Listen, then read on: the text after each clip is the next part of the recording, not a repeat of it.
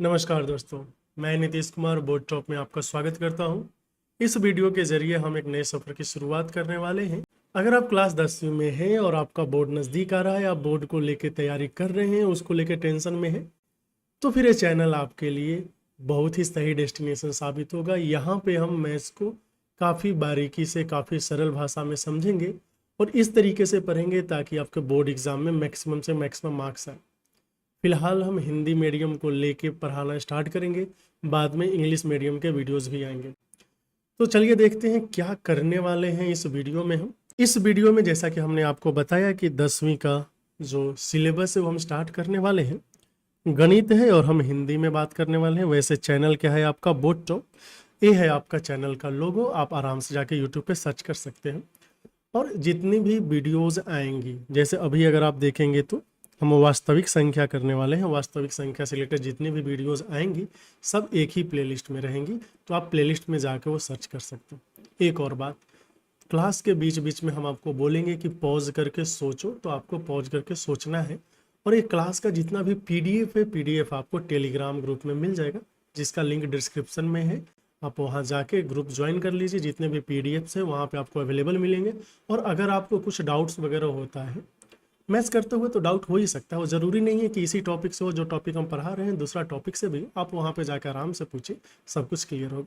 तो चलिए शुरुआत करते हैं सफ़र की। देखते हैं क्या है पढ़ना हमें वास्तविक संख्या में। तो जैसा कि आप देख पा रहे हैं, हमें क्या लिखा है, वास्तविक संख्या।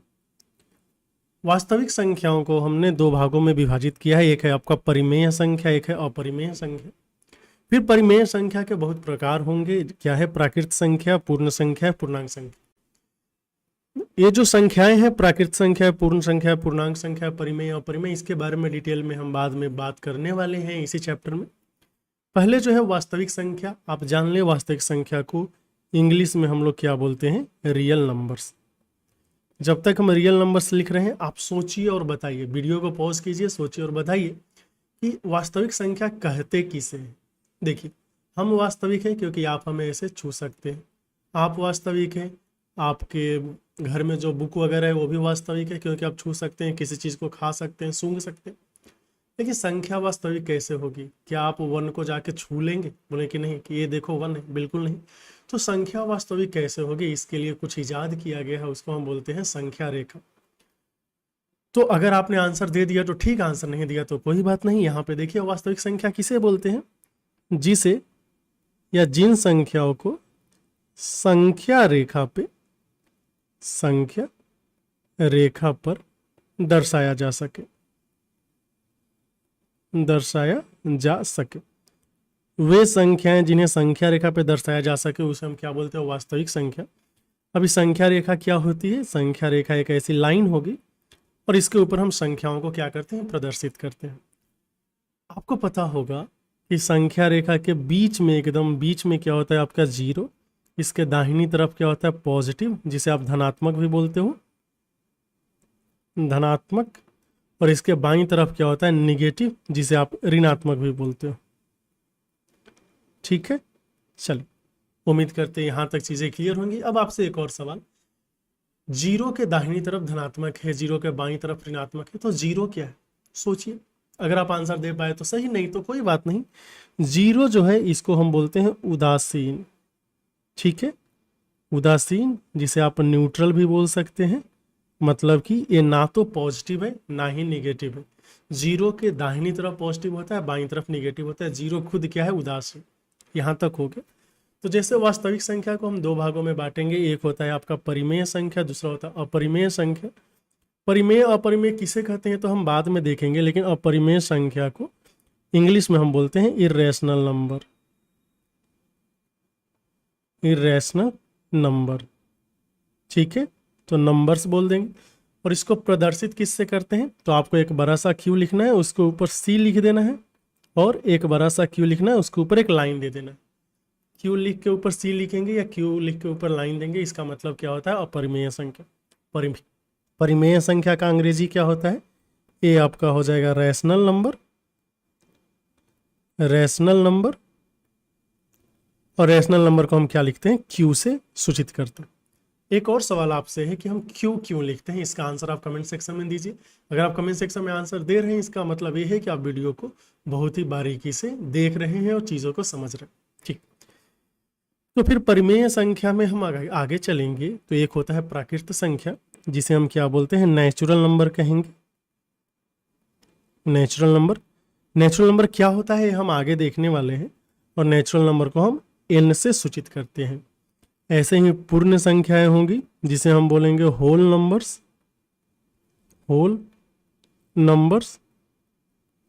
और होल नंबर्स को किससे सूचित करते हैं, आंसर है W से। फिर आते हैं पूर्णांक संख्याएं। पूर्णांक संख्याएं को हम बोलते हैं इंटीजर्स। ध्यान दें, इंटीजर्स बोलेंगे पूर्णांक संख्याओं को, और इसे हम किससे सूचित करेंगे, Z से। प्राकृत संख्याएं क्या है, पूर्ण संख्याएं क्या है, पूर्णांक संख्याएं क्या है, अगर आपको पता है तो यहीं पे वीडियो को पॉज करके वो सारी चीज़ें आप क्लास नोट्स में लिख लीजिए, या फिर मन में आप बोलिए। बाद में अगर आपका आंसर सही होता है तो अच्छी बात है, सही नहीं होता है तो फिर आप नई चीज़ सीख रहे हैं। आगे चलिए अगले पेज पे देखते हैं क्या है प्राकृत संख्या। तो जैसा कि आप देख पा रहे हैं, प्राकृत संख्याओं की परिभाषा में क्या लिखा है कि गिनती की संख्या को हम क्या बोलेंगे, प्राकृत संख्या। आपके मन में विचार आएगा, गिनती की संख्या कहाँ से स्टार्ट होती है ये गिनती, चलिए देखते हैं। तो जब पुराने ज़माने में गिनती स्टार्ट किया गया था, तो गिनती को स्टार्ट किया गया था 1 से, ना कि 0 से। तो इसलिए प्राकृत संख्या 1 से स्टार्ट होती है। प्राकृत संख्या जिसे हम नेचुरल नंबर भी बोलते हैं, नेचुरल नंबर्स, जैसा कि हमने पिछले पेज में आपको बताया था। और इसे Z से सूचित करते हैं। तो गिनती की संख्या को बोलेंगे तो गिनती आपका 1 से स्टार्ट होगा, 1 2 3 4 5 ऐसे कर करके।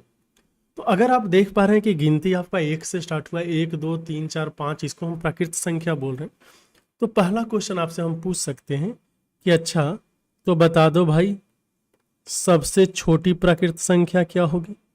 ये सब क्वेश्चन में आ सकता है एग्जाम में, या कोई भी आपसे पूछ सकता है कि सबसे छोटी प्राकृत संख्या, तो आपका आंसर होना चाहिए 1, क्योंकि दिख रहा है 1 से ही शुरू हुआ है। अगर आपसे पूछा जाए सबसे बड़ी प्राकृत संख्या क्या होगी, तो आपका आंसर क्या आएगा।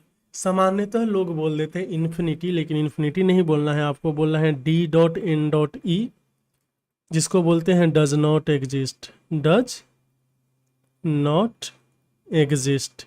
ठीक है, या फिर बोल सकते हैं कि इसका कोई अस्तित्व ही नहीं है। सबसे बड़ी प्राकृत संख्या का आंसर इन्फिनिटी नहीं देना है, INFINITY, इन्फिनिटी नहीं देना है, बोलेंगे कि डज नॉट एग्जिस्ट। तो प्राकृत संख्या में हमने क्या देखा कि गिनती की संख्या को प्राकृत संख्या बोलेंगे। सबसे छोटी प्राकृत संख्या 1 है, और इसे हम n से सूचित करते हैं। सबसे बड़ी प्राकृत संख्या का कोई अस्तित्व है ही नहीं, डज नॉट एग्जिस्ट है। यहाँ तक सारी चीज़ें क्लियर है। अभी देखिए, अगर हम संख्या रेखा पे दर्शाने की बात करें, तो चूंकि ये सारी संख्याएं धनात्मक है, तो 0 के बाद आएगी, मतलब यहाँ पे 1 आएगी, यहाँ पे 2 आएगी, यहाँ पे 3 आएगी, ऐसे कर करके आएगी। तो हमने प्राकृत संख्या थोड़ा बहुत जान लिया, फिलहाल इतना ही जानना है।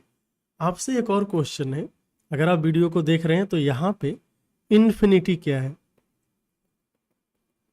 इन्फिनिटी या फिर ये जो इन्फिनिटी है एक क्या है। हम फिलहाल इसका आंसर नहीं दे रहे हैं, हम चाहते हैं कि आप लोग कमेंट सेक्शन में इसका आंसर दें कि इन्फिनिटी क्या है। अगर आप आंसर देते हैं तो हम आपका कमेंट हाईलाइट करेंगे और आपको स्पेशल फील होगा। आगे चलिए, अगर हम इसी क्रम में आगे चलें अगले पेज पे, तो आता है पूर्ण संख्याएं। पूर्ण संख्याएं जिसे हम होल नंबर भी बोलते हैं, इसे क्या बोलते हैं, होल नंबर्स। और इसे किससे सूचित करते हैं, W से सूचित करते हैं, जैसा कि हमने आपको बताया।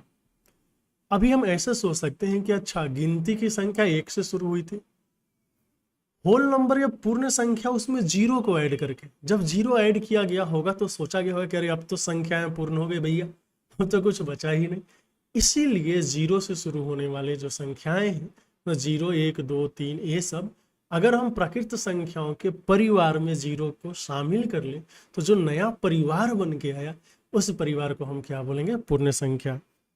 तो यहाँ पे क्या दिख रहा है, आप देखिए, प्राकृत संख्याओं के समूह में या परिवार में जीरो को शामिल करने से पूर्ण संख्या बनती है। तो अगर हम आपसे पूछे कि होल नंबर क्या होगा, तो आप बोलोगे देखो जीरो से शुरू होगा। अब 1 2 3 4 डॉट डॉट डॉट सब आ रहा है। अगर आपसे हम पूछे कि सबसे छोटी पूर्ण संख्या क्या है भाई, जल्दी से वीडियो पॉज करके आंसर दीजिए, तो आपका आंसर आना चाहिए। अच्छा, सबसे छोटा पूछे थे, ये तो जीरो होगा। बोले कि चलो ठीक है, सबसे बड़ी पूर्ण संख्या क्या होगी? अरे भैया ये तो आसान है, इन्फिनिटी होगा। लेकिन जैसा कि हमने आपको बताया, इन्फिनिटी करके कोई संख्या ही नहीं है। तो अगर इन्फिनिटी कोई संख्या है ही नहीं, तो इन्फिनिटी पूर्ण संख्या कैसे हो सकती है?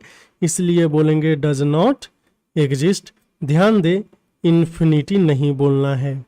क्या नहीं बोलना है? इन्फिनिटी बिल्कुल भी नहीं बोलना है। आगे चलेंगे। ये हो गया सबसे बड़ी पूर्ण संख्या, सबसे छोटी पूर्ण संख्या हो गई। अभी एक बात दिमाग में आपका आना चाहिए कि ये जो पूर्ण संख्या है, इसमें 0 1 2 3 4 सब आ रहा है। मतलब क्या? मतलब यही हुआ ना कि एक से बाद वाला जो सारी चीजें हैं, ये तो नेचुरल नंबर हो गया भाई। तो ये एकदम सही सोचा आपने, क्या दिमाग। तो होल नंबर पूर्ण संख्या के परिवार में प्राकृत संख्या आती है। अगर पूर्ण संख्या के परिवार में प्राकृत संख्या आती है, तो क्या हम ये बोल पाएंगे कि प्रत्येक प्राकृत संख्या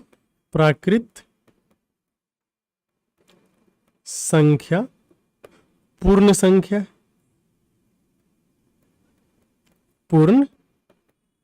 संख्या है? बोलेंगे कि बिल्कुल सही, सीना ठोक के बोल सकते हैं कि प्रत्येक प्राकृत संख्या पूर्ण संख्या है। क्या आप ऐसा बोल पाएंगे कि प्रत्येक पूर्ण संख्या प्राकृत संख्या है? सोचिए सोचिए, जब तक हम आंसर दे रहे हैं। आंसर है भैया नहीं बोल पाएंगे। क्यों नहीं बोल पाएंगे? क्योंकि पूर्ण संख्याओं के परिवार में जीरो भी है और जीरो प्राकृत संख्या में नहीं आता है। तो मात्र एक जीरो के कारण हम ये नहीं बोल पाएंगे कि प्रत्येक पूर्ण संख्या प्राकृत संख्या होती है। उम्मीद करते हैं यहाँ तक चीज़ें बहुत ही अच्छी चल रही होगी। अगर आप अभी तक एंजॉय कर रहे हैं तो वीडियो को लाइक, चैनल को सब्सक्राइब करना ना भूलें, ताकि कोई भी वीडियो, कोई भी कॉन्सेप्ट इतने मज़ेदार तरीके से जो पढ़ाया जा रहा है आप मिस ना करें। आगे चलिए, आगे चलते हैं। तीसरा है आपका पूर्णांक संख्या। अगर हम पूछे पूर्णांक संख्या का अंग्रेजी क्या है भैया, अब तक तो आपको पता होना चाहिए। पूर्णांक संख्या को हम क्या बोलते हैं? इंटीजर। इंटीजर देख के आपको लग रहा होगा कि हम इसको आई से डिनोट करेंगे, लेकिन नहीं मेरे भाई, इंटीजर को हम जेड से डिनोट करते हैं। तो क्या है इंटीजर? ये बोलता है कि पूर्ण संख्याओं के समूह में उसके ऋणात्मक रूप को शामिल करने से पूर्णांक संख्या बनती है। पूर्ण संख्याओं का समूह क्या था? 0 1 2 3। इसका ऋणात्मक मतलब -1 -2 -3। आपके दिमाग में आ सकता है अरे जीरो का ससुरा ऋणात्मक नहीं बता रहे। अरे भैया, जीरो धनात्मक होता तब तो उसका ऋणात्मक होता। जीरो तो उदासीन है, उसका कुछ ऋणात्मक आएगा ही नहीं। समझ रहे हैं ना बात को? आइए, तो अगर हम आपसे पूछें कि जेड में क्या क्या आएगा, तो आपको बोलना है कि देखो आ रहा है, फिर -3 -2 -1 0 1 2 3 ऐसे करके जाता रहेगा। मतलब पूर्ण संख्या तो है ही, इसमें उसका ऋणात्मक रूप भी है। अब यहाँ पे बहुत ही मजेदार चीज हो गया। क्या हो गया भाई? अगर हम आपसे पूछ दें कि सबसे छोटी पूर्णांक संख्या क्या है, पूर्णांक संख्या क्या है, सबसे बड़ी पूर्णांक संख्या क्या है? सोचिए।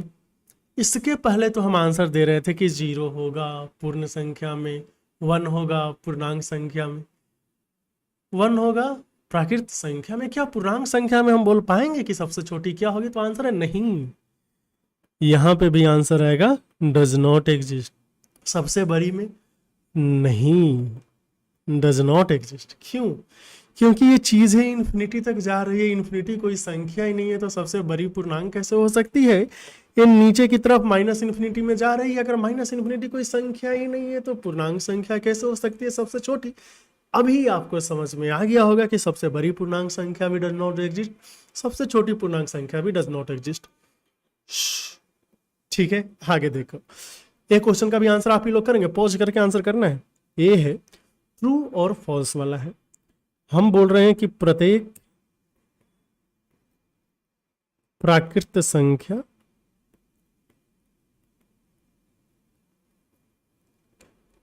पूर्णांक संख्या है।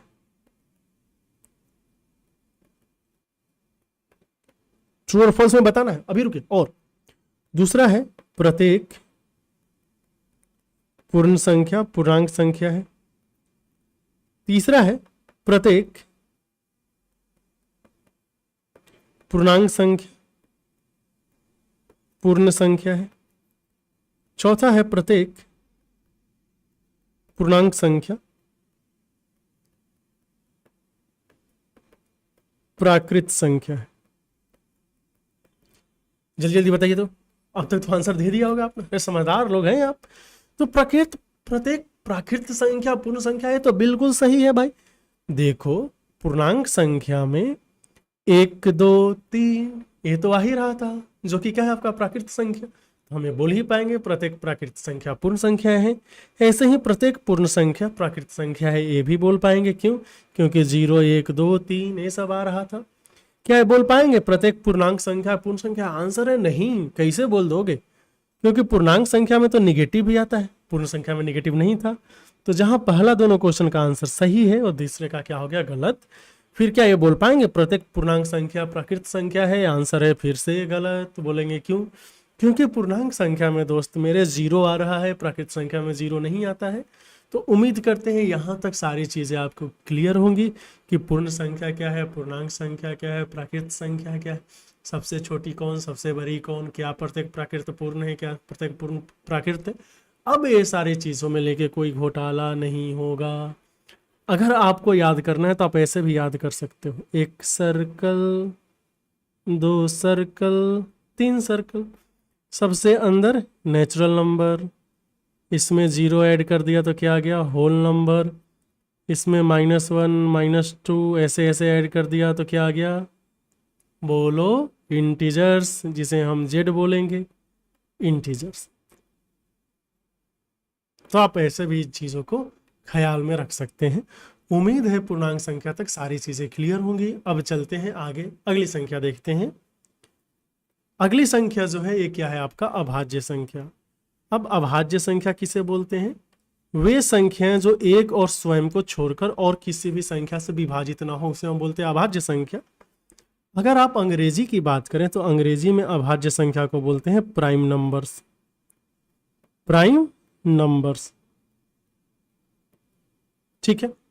तो चलिए, यहां पे बोल रहा है कि वे संख्याएं एक एन स्वयं को छोड़कर और किसी से नहीं कटनी चाहिए, ठीक है। जैसे 2 3 5 7 11 ये सब करके, ये है आपका एग्जाम्पल, जैसे बोल सकते। एक बात बताइए, आपके दिमाग में तो आया होगा अच्छा 1 ले सकते हैं, बोले कि नहीं 1 नहीं ले सकते, एक और स्वयं में एक अलग होना चाहिए, स्वयं अलग होना चाहिए।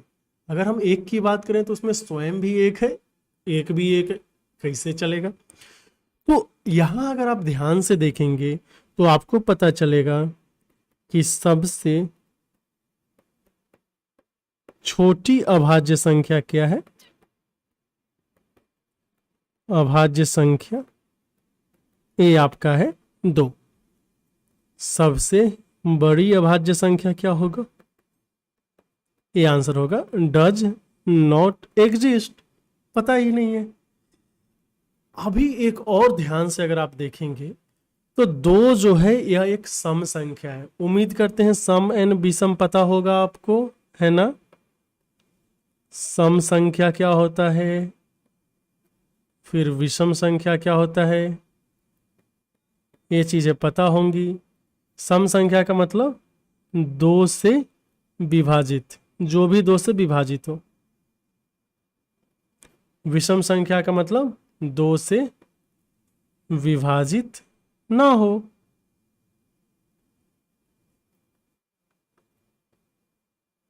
ठीक है, तो अगर आप ध्यान से देखेंगे तो सम अभाज्य संख्याओं के समूह में दो ही एक ऐसी अभाज्य संख्या है जो सम है। ठीक है, तो अगर आपसे पूछ दे कि सम अभाज्य संख्या क्या है, सम अभाज्य संख्या, तो ये ध्यान में रखें केवल दो है। ठीक है, दो को छोड़कर जो भी अभाज्य संख्या है वो सब क्या है, विषम है। ठीक है, तो ये बातें, इतनी बातें आपको ध्यान में रखनी है। अगर आपसे कोई पूछे क्या सम संख्या निगेटिव हो सकती है, आंसर है बिल्कुल। अगर आपसे कोई पूछे क्या अभाज्य संख्या निगेटिव हो सकती है, ऋणात्मक हो सकती है, आंसर है नहीं नहीं नहीं। यहाँ पे जो भी अभाज्य संख्या है वो क्या है, धनात्मक है। ध्यान में रहेगा, कोई दिक्कत नहीं है। अभाज्य संख्या आपको समझ में आ गया, 2 3 5 7 11। अभी आपका क्वेश्चन क्या है, क्वेश्चन हम आपसे पूछते हैं कि 1 से 100 में अभाज्य संख्या कौन कौन है, ये लिस्ट करें।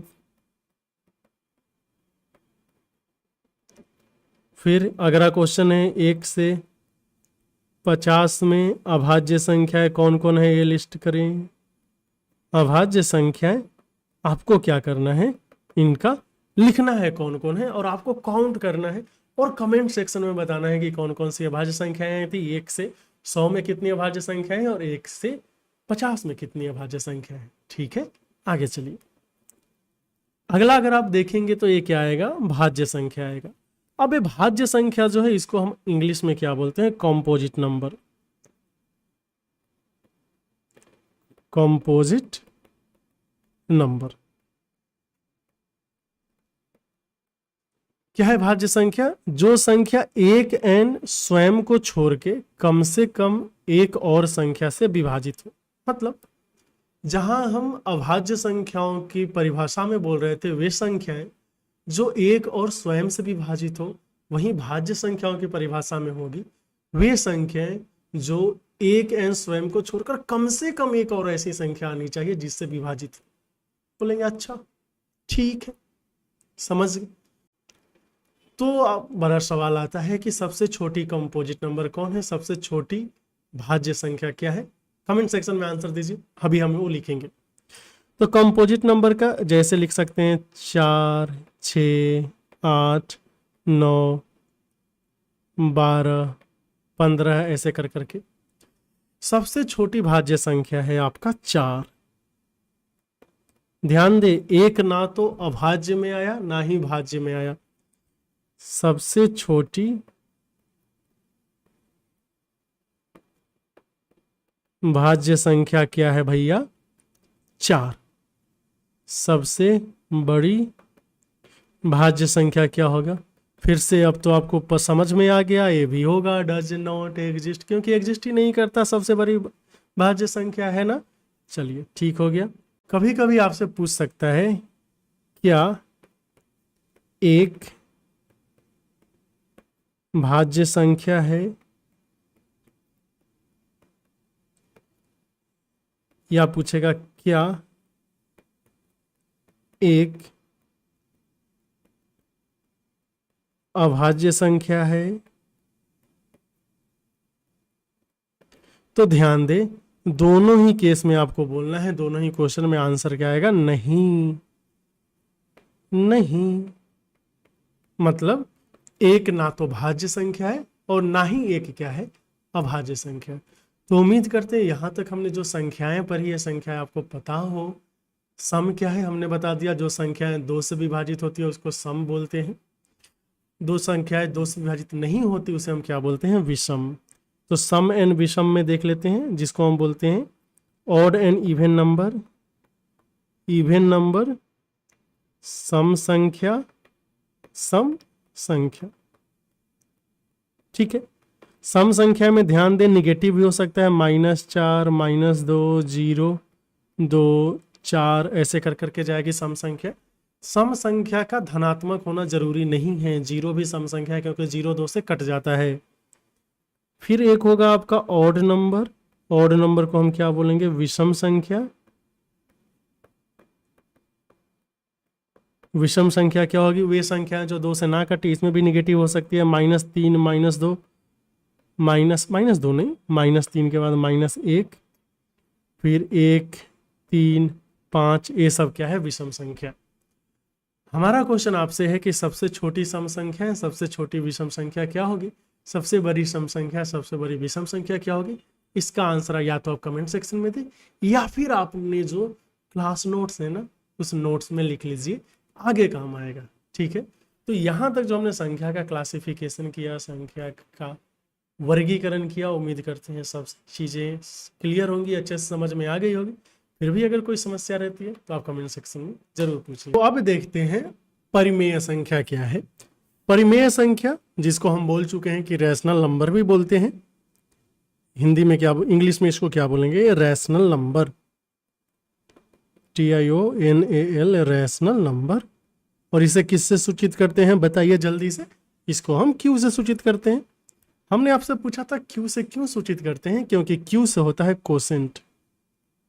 कोसेंट, अभी कोसेंट का मतलब होता है A/B की तरह लिखना। क्या है इसका परिभाषा? अगर आप देखेंगे तो वे संख्याएं जिन्हें हम P/Q के रूप में व्यक्त कर सकते हैं, जहां P और Q पूर्णांक संख्या है और Q का मान 0 नहीं है, उसे हम क्या बोलेंगे?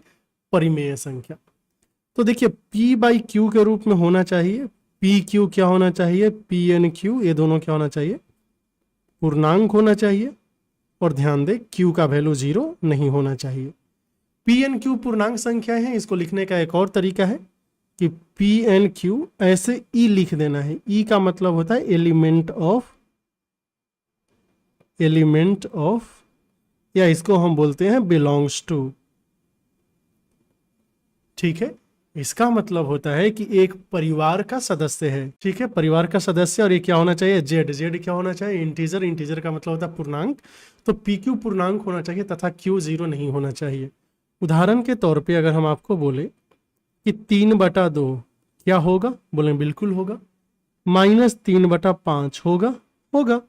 2 0 होगा क्या? बोलेंगे 2 तो होगा ही, क्योंकि 2 को आप 2/1 भी तो लिख सकते हो, 0 को 0/1 भी तो लिख सकते हो, P/Q के रूप में है। अगर मान लीजिए नीचे कुछ नहीं है तो Q का वैल्यू हम 1 मान ही सकते हैं, कोई दिक्कत नहीं है। लेकिन फिर आपसे कोई पूछेगा कि अच्छा भैया √2 को भी तो √2/1 लिख सकते हैं, बोलेंगे बिल्कुल लिख सकते हैं। लेकिन क्या यह परिमेय होगा? हम बोले नहीं होगा। क्यों? क्योंकि √2 जो है भैया ये पूर्णांक नहीं है ना, पूर्णांक होना चाहिए था, √2 पूर्णांक नहीं है। इसलिए यहीं पे एक बहुत महत्वपूर्ण चीज है कि कोई संख्या को 0 से भाग देंगे तो ये होता है गणित में अपरिभाषित। अपरिभाषित मतलब इसकी कोई परिभाषा ही नहीं है। 1/0 को आप इन्फिनिटी भी नहीं बोलेंगे, 1/0 क्या होगा? अपरिभाषित। तो आप समझ पाए कि जो परिमेय संख्याएं हो क्या होगी? P/Q के रूप में होगी। P और Q क्या होना चाहिए? पूर्णांक होना चाहिए, डिनोमिनेटर, या फिर जो बोले हैं कि हर 0 नहीं होना चाहिए, Q 0 नहीं होना चाहिए। और परिमेय संख्या धनात्मक ऋणात्मक भी हो सकती है। 0 भी परिमेय संख्या है, जैसा कि हमने बताया यहाँ पे कि 0 जो है ये भी परिमेय संख्या होगी। यहाँ तक कोई दिक्कत नहीं है। और Q से इसको सूचित करते हैं। आगे चलिए, अगला है अपरिमेय संख्या, जिन्हें P/Q के रूप में व्यक्त नहीं किया जा सकता, उसे हम क्या बोलते हैं? अपरिमेय संख्या। या फिर वे वास्तविक संख्याएं जो परिमेय नहीं है, वे वास्तविक संख्या जो परिमेय नहीं है उसे हम अपरिमेय बोलेंगे। ये समझते हैं। ऐसा हम इसलिए बोल पा रहे हैं क्योंकि ये जो वास्तविक संख्या है ना, वास्तविक संख्या जिसे हम रियल नंबर भी बोलते हैं, इसके 2 ही रूप है ना, या तो ये परिमेय होगा या क्या हो जाएगा? अपरिमेय। बात समझ पा रहे हैं? या परिमेय होगा या अपरिमेय होगा। तो जो परिमेय नहीं हुआ अपरिमेय होगा, जो अपरिमेय नहीं होगा वो परिमेय होगा। और कोई ऑप्शन ही नहीं है, विकल्प ही तो नहीं है संख्याओं के पास।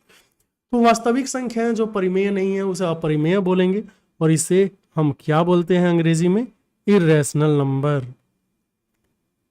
Irrational number. और इसे हम किससे सूचित करते हैं? Q के ऊपर C लिख के और Q के ऊपर लाइन डाल के। तो QC में क्या क्या एग्जाम्पल में आ सकता है? जैसे √2 आ गया, √5 आ गया। क्या √4 होगा? बोले कि नहीं। क्यों? क्योंकि √4 का वैल्यू तो 2 हो जाएगा ना भैया। √4 जो है 2 के बराबर है, 2 तो आपका परिमेय है। ये बात ध्यान में रखना है एक और तरीके का जो अपरिमेय संख्या होता है, जैसे 1.010010001 ऐसे कर करके, इसे बोलते हैं अशांत अनावर्ती दशमलव प्रसार। ठीक है, तो ऐसी संख्याएं जिनका दशमलव रूप जो है अशांत हो, मतलब जाके रुकता नहीं हो, टर्मिनेट ना होता हो, अनावर्ती मतलब एक ही ब्लॉक रिपीट ना करता हो, उसे भी हम अपरिमेय संख्या ही बोलते हैं। जैसे देखिए 1.2 जो है ये हो गया आपका क्या, शांत। क्यों? क्योंकि जाके रुक गया। वहीं 1.333 ऐसे कर करके, जिसे आप 1.3 के ऊपर पार भी देते हैं, ये शांत तो नहीं है, अशांत है, लेकिन आवर्ती है। मतलब कोई एक संख्याओं का समूह जो है बार बार आ रहा है। ये दोनों जो हैं ये आपके क्या होते हैं, परिमेय। बात समझ गए? और अशांत अनावर्ती जो है ये क्या होते हैं, अपरिमेय।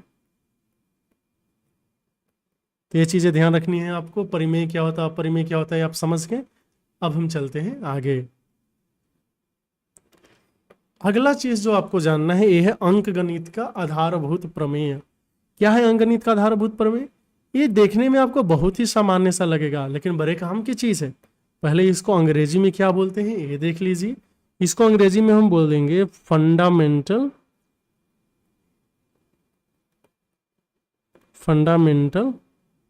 Theorem of arithmetic. ठीक है, अंकगणित का मतलब हो गया अरिथमेटिक, फंडामेंटल थ्योरम का मतलब आधारभूत प्रमेय। क्या बोलता है आखिर आधारभूत प्रमेय? आइए देखिए, यह बोलता है कि जितनी भी भाज्य संख्याएं हैं इसे अभाज्य संख्याओं के गुणनफल के रूप में लिखा जा सकता है, और ये जो गुणनफल का रूप है ये अद्वितीय होगा। अद्वितीय का मतलब एक भाज्य संख्याओं का जो अभाज्य संख्याओं के गुणनफल के रूप में लिखेंगे वही रूप होगा, उस रूप को आप बदल नहीं सकते हैं, एक ही, इसी को हम बोलते हैं अद्वितीय। इसी को थोड़ा हार्ड भाषा में, टफ लैंग्वेज में कैसे बोलेंगे कि प्रत्येक भाज्य संख्याओं को, जितनी भी भाज्य संख्या है उसे अभाज्य संख्याओं के गुणनफल के रूप में लिखा जा सकता है, व्यक्त किया जा सकता है, यहां तक कोई दिक्कत नहीं। लेकिन यह जो गुणनखंड है अभाज्य संख्याओं के आने वाले क्रम के बिना अद्वितीय होगा। ये समझने में थोड़ा दिक्कत हो रहा होगा, आइए बताते हैं। जैसे मान लीजिए 10 एक क्या है आपके पास भाज्य संख्या है, 10 को हमने लिखा 2 गुना 5। बोले कि चलो ठीक है। कोई आगे बोलेगा ना भैया हम तो 5 गुना 2 लिखेंगे। अब देखिए, अगर आप 2 गुना 5 या 5 गुना 2 को एक ही मान रहे हैं तब ये हो गया अद्वितीय। क्यों? क्योंकि हमें पता हो गया कि जो 10 है 10 का भाज्य गुणनखंड में 2 और 5 ही आना है। बस क्रम को ध्यान में नहीं रखना है, क्रम कुछ भी हो उसको हम भाव नहीं देंगे, वैल्यू नहीं देंगे, बस हम इस बात पे ध्यान देंगे कि कौन कौन सी अभाज्य संख्याएं आ रही है। जैसे 10 को हमने लिखा 2 गुना 5, 5 गुना 2। अभी अद्वितीय का मतलब हो गया कि 10 को एक बार आपने 2 गुना 5 लिख दिया, इसका मतलब और कोई संख्या आ ही नहीं सकता इसमें, और कोई अभाज्य संख्या इसके अंदर नहीं आएगा। यही तो मतलब है आपका क्या अद्वितीय, क्या मतलब एक ही टाइप से लिख सकते हैं और कोई ऑप्शन नहीं है। इसका खास यूसेज क्या है, चलिए मान लीजिए आपने एक संख्या n लिखा, n को आपने बोला कि देखो भैया 2 गुना 3 गुना 5। अगर हमें पता चल गया कि कोई संख्या n है जिसको हम 2 गुना 3 गुना 5 लिख सकते हैं, अद्वितीय का मतलब हो गया कि अरे n स्क्वायर लिखे या n क्यूब लिखे, इसमें भी बस 2 3 और 5 ही आएगा। पावर चेंज हो सकता है, पावर चेंज हो सकता है, लेकिन और कोई अभाज्य संख्या नहीं आएगी। n स्क्वायर में 2 का स्क्वायर, 3 का स्क्वायर, 5 का स्क्वायर होगा, और n क्यूब में 2 का क्यूब, 3 का क्यूब, 5 का क्यूब होगा। बात समझ गए? इसका मतलब अंकगणित के आधारभूत प्रमेय देख के हमें क्या पता चला, अगर संख्या के अभाज्य गुणनखंड में 2 और 5 है, इसका कोई भी पावर लो 2 और 5 ही आएगा, पावर चेंज होगा, कोई नया अभाज्य संख्या नहीं है। मतलब कि अगर संख्या के स्क्वायर में 2 और 5 आया है तो संख्या में भी 2 और 5 आएगा, और कोई संख्या नहीं आएगी, और कोई अभाज्य संख्या नहीं आएगी। ये बात आप समझ पाए? बहुत ही गहरी बात है, उम्मीद करते हैं चीजें आपको समझ में आ रही होगी। तो आपसे अंक गणित का आधारभूत प्रमेय पूछता है, आप ऊपर वाला भी लिख सकते हैं, नीचे वाला भी लिख सकते हैं। ध्यान देना है, एग्जाम्पल जब भी देने जाएंगे तो ये दोनों रूप दिखाना है, का मतलब कि 2 गुना 5 भी लिखे, 5 गुना 2 भी लिखे, क्रम में मायने अगर नहीं रखे तो ये अद्वितीय है। लेकिन आप बोलोगे नहीं भैया हम क्रम को भी मायने रखवाएंगे, तो अद्वितीय नहीं रहेगा, अद्वितीय नहीं रहेगा। बात समझ में आ गई? चलिए आगे चलते हैं, अगले पेज पे कुछ क्वेश्चंस देखेंगे। ये क्वेश्चन में क्या दिया है कि 3 7 2 6 0 का अभाज्य गुणनखंड लिखें। कैसे लिखेंगे? एकदम आराम से करना है, बेसिक से। सबसे पहले 3 7 2 6 0 है, इसको हम 2 से भाग दे देंगे, 1 8 6 3 0 हो गया। फिर 2 से भाग लग रहा है, 2 9 18 2 3 6 1 5, फिर 2 से लगेगा क्या? बोलेंगे कि नहीं भैया 2 से तो नहीं लगेगा। फिर किससे लगेगा? 5 1 6 3 9 9 18, 3 से लगेगा, तो 3 3 9 1 0 5, फिर 3 से लगेगा एक बार में 0 3 5, फिर 3 से लगेगा 3 3 9 1 10 3 चौका 12 3 5 15 हो गया। फिर 3 से लग जाएगा 115, फिर 3 से लग रहा है क्या? बोले कि नहीं। 5 से लगेगा, 5 दूना 10 और 23, 5 से 23 बार में हो गया। अब चूंकि 23 भी अभाज्य संख्या है, ध्यान दे 23 भी क्या है आपका? अभाज्य संख्या है, तो और किसी संख्या से कटना है नहीं, क्योंकि अभाज्य संख्या एक और खुद से ही कटती है, ये तो हमें पता है। अब जब हम इसका अभाज्य गुणनखंड लिखने जाएंगे तो अभाज्य गुणनखंड या तो आप आरोही क्रम में लिखें या अवरोही में लिखें, या आप आरोही में लिखें या अवरोही में लिखें, एक ही तरीके से लिखना है ताकि चीजें देखने में थोड़ी अच्छी लगे। आरोही और अवरोही को आप इंक्रीजिंग डिक्रीजिंग ऑर्डर भी बोल सकते हैं। तो जो अपने पास है 3 7 2 6 0, इसका अभाज्य गुणनखंड 2 कितनी बार आया है? 2 बार, तो 2 का स्क्वायर हो जाएगा। 3 कितनी बार है? 1 2 3 4, 3 आया है टोटल 4 बार, यहां से यहां तक, तो 3 का पावर 4 हो गया, गुना 5 कितनी बार है आपका? 1 बार, और फिर क्या है? 23, ये हो गया सही आंसर। तो ऐसे करके कर लेंगे, कोई दिक्कत नहीं है। चलिए अगले पेज पे कुछ और देखते हैं। अगले पेज पे है कि सिद्ध करें कि 4 का पावर n के किसी भी मान के लिए शून्य पर समाप्त नहीं होगा। शून्य पे समाप्त होने का मतलब है कि कोई संख्या, जैसे हमने लिखा 2 3 5 a0, इसको हम बोलेंगे कि ये है शून्य पर समाप्त।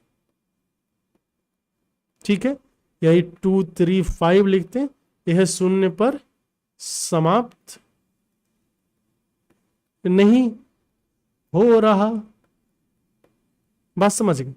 तो हम आपको ये बताना चाहते हैं कि शून्य पे समाप्त होने का मतलब है कि वो संख्या जो है 10 से विभाजित हो रही है। ठीक है, तो कैसे करेंगे आइए देखते हैं। हम यहां पे लिखेंगे हल में, या फिर हल या आंसर आप कुछ भी लिख सकते हैं। आप लिखेंगे कि जैसा कि हम जानते हैं, जैसा कि हम जानते हैं, क्या जानते हैं भैया?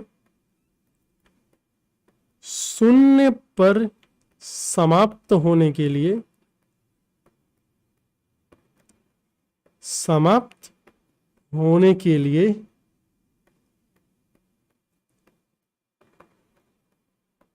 संख्या का 10 से विभाजित होना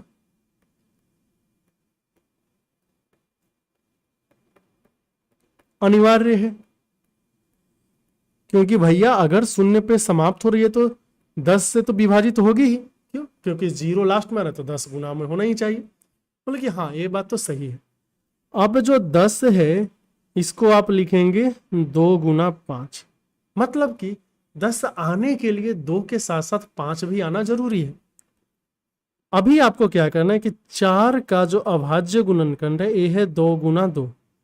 ठीक है, तो या फिर इसको 2 का स्क्वायर लिख सकते हैं। फिर 4 का पावर n जब लिखेंगे तो 2 का पावर कितना हो जाएगा? 2n। तो क्या हम बोल पाएंगे कि चूंकि 4 का पावर n के अभाज्य गुणनखंड में गुणनखंड में 5 नहीं है, 5 है ही नहीं, 2 तो है लेकिन 5 नहीं है, इसीलिए 4 का पावर n शून्य पर समाप्त नहीं हो सकता, समाप्त नहीं हो सकता। बात समझ गए? 4 का पावर n शून्य पे समाप्त नहीं हो सकता, यही तो बताना था। तो हमने कैसे बताया? सबसे पहले बताया कि अगर कोई संख्या शून्य पे समाप्त हो रही है, इसका मतलब वो 10 से विभाजित होगी। 10 का मतलब 2 गुना 5, तो 2 और 5 दोनों का रहना जरूरी है। लेकिन 4 में 2 का स्क्वायर आता है, 5 है ही नहीं। तो जब 4 में ही 5 नहीं है तो 4 का कोई भी पावर लोगे उसमें 5 कहां से आएगा? नहीं आएगा। अंकगणित के आधारभूत प्रमेय क्या बोलती है? 4 का जो है आपका प्राइम फैक्टराइजेशन या फिर अभाज्य गुणनखंड में 2 नहीं आया तो 4 का कोई भी पावर ले लो दोस्तों, 5 नहीं आया तो 4 के और भी किसी पावर में 5 तो आएगा ही नहीं, 5 एंड 2 आएगा नहीं, तो शून्य पे समाप्त होगा नहीं। बस यही लिख दीजिए, पूरे नंबर मिल जाएंगे। है ना कमाल की बात? चलिए आगे चलते हैं। अगला चीज है क्या आपका कि HCF जिसे आप महत्तम समापवर्तक भी बोलते हैं, मस, ये क्या है? तो जब संख्याओं का हमें महत्तम समापवर्तक निकालना है तो प्रत्येक उभयनिष्ठ अभाज्य गुणनखंड, उभयनिष्ठ का मतलब होता है कॉमन, कॉमन का मतलब जो दोनों में शामिल हो। तो जो भी उभयनिष्ठ अभाज्य गुणनखंड है उसकी सबसे छोटी घात का गुणनफल लेना है। मतलब कि मान लीजिए एक संख्या a है जिसमें हमने लिखा 2 का पावर 3, 3 का पावर 5 गुना 7 का पावर 4। b हमने लिखा 2 का पावर 2 गुना 5 का पावर 3 गुना 7। और अगर हम आपसे पूछे कि अच्छा बता दो भैया HCF क्या होगा A एंड B का, तो आपको क्या करना? सबसे पहले देखना है कि इन दोनों में उभयनिष्ठ कौन कौन है, कौन कौन सा अभाज्य संख्याएं जो है इसके गुणनखंड में उभयनिष्ठ है।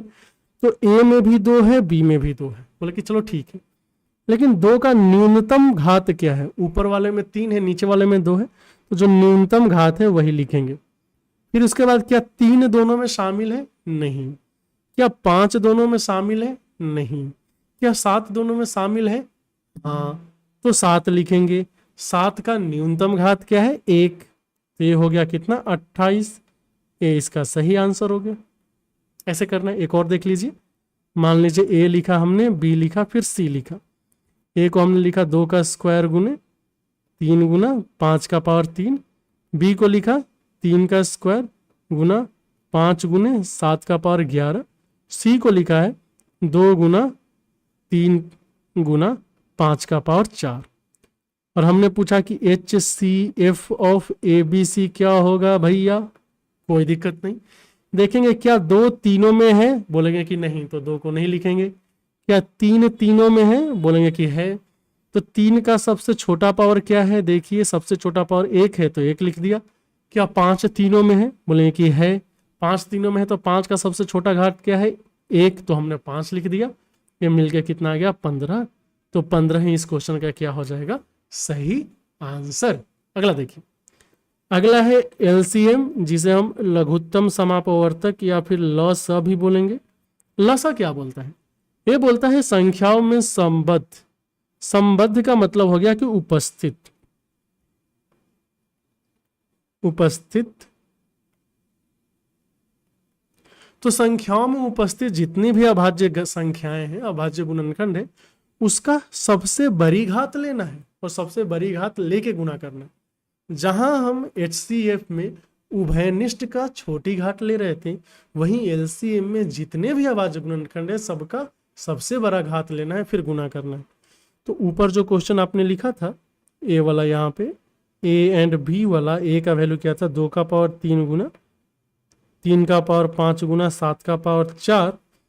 और फिर B का वैल्यू क्या था? 2 का स्क्वायर गुना 5 का पावर 3 गुना 7।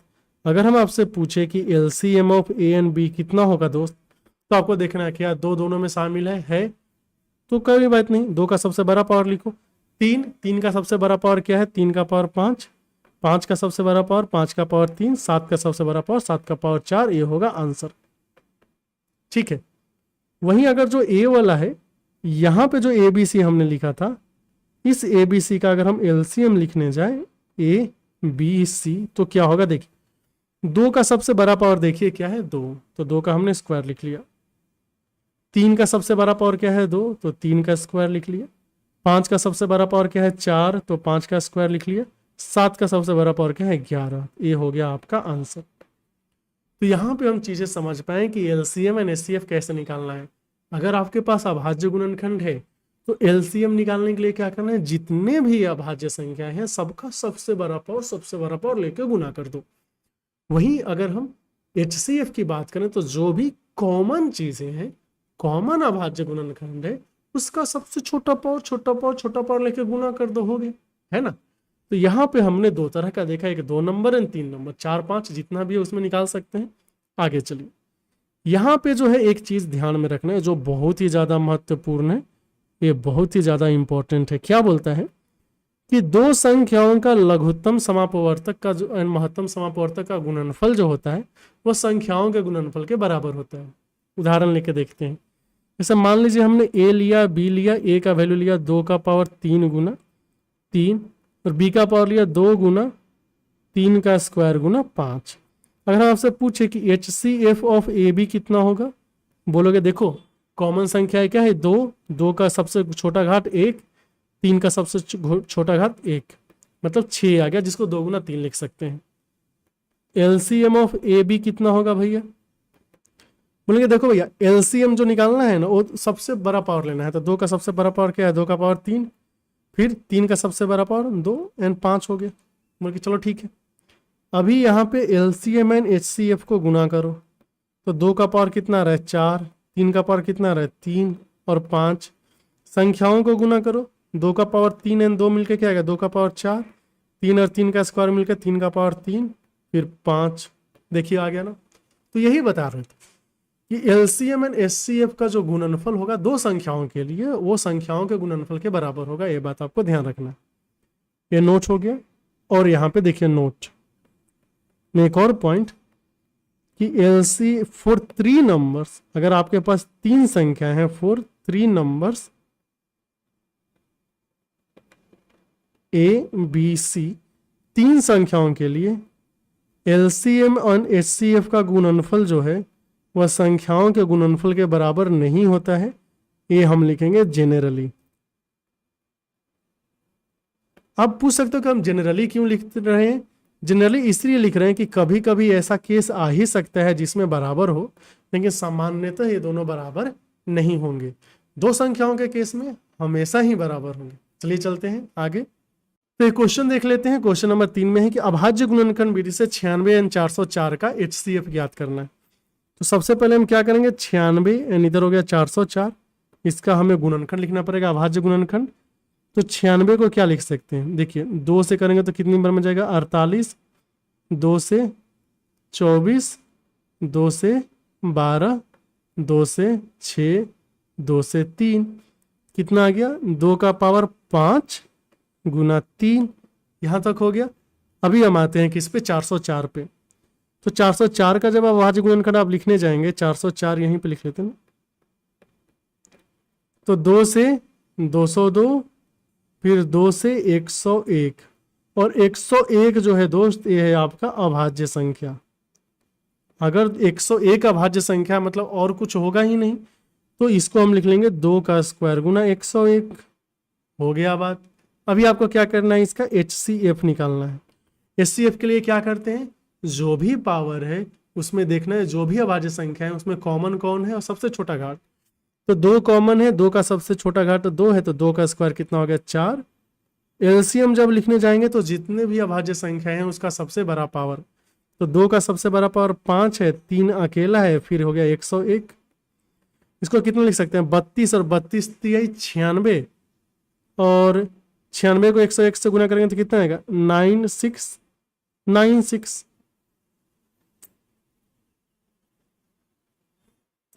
इतना हो गया। तो ये एक आंसर है और इधर आंसर है।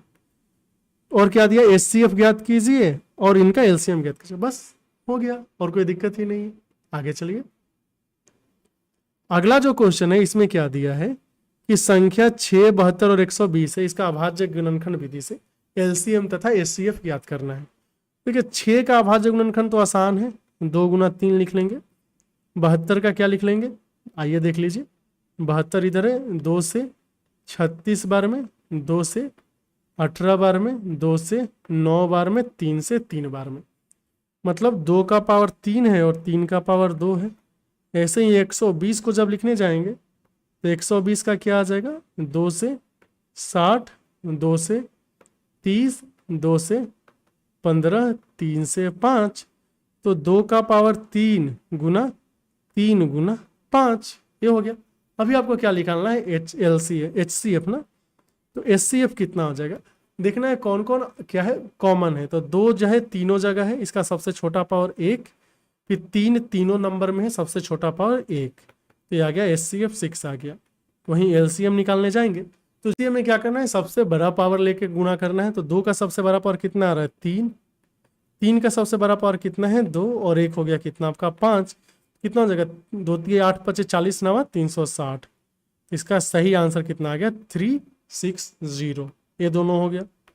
तो उम्मीद करते हैं यहाँ तक चीज़ें आपको क्लियर होंगी। अगर कोई डाउट आए किसी भी चीज़ में जो हमने डिस्कस किया, आप यहाँ पे भी पूछ सकते हैं, या फिर जो हमने टेलीग्राम का लिंक दिया उसको ज्वाइन कीजिए, वहाँ पे इसका पीडीएफ भी मिलेगा। जैसे ये वीडियो अपलोड कर रहे हैं आपको दिख रहा है पीडीएफ, वीडियो दिख रहा है, उसी के साथ साथ वहाँ पे जो टेलीग्राम का ग्रुप है वहाँ पे इसका पीडीएफ भी मिल जाएगा। तो फिर मिलते हैं वीडियो में एक्सरसाइज 1.1 के सॉल्यूशन के साथ। तब तक के लिए बोर्ड टॉप के साथ बने रहें। मैं नीतीश कुमार आपको धन्यवाद देना चाहता हूँ पूरा वीडियो देखने के लिए। कैसा है आपको ये वीडियो लगा, आप अपने सुझाव जरूर बताएं।